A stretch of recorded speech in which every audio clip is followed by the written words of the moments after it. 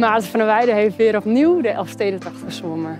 Dat deed hij niet in open water, zoals hier bij de Zijl, bij het keerpunt, maar in een stromingszwembad voor onderzoek tegen kanker.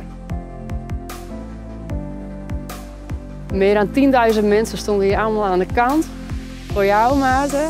En het was echt een kippenvelmoment. Ik weet nog heel goed dat je hier binnenkwam. We stonden allemaal te huilen op de boten. Oh, wat was het mooi.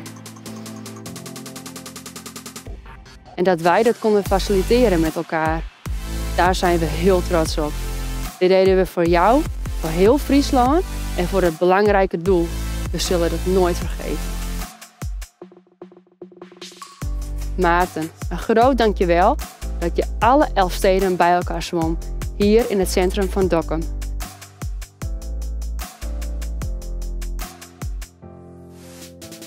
Maarten, alle meezwemmers, Dokkum, bedankt.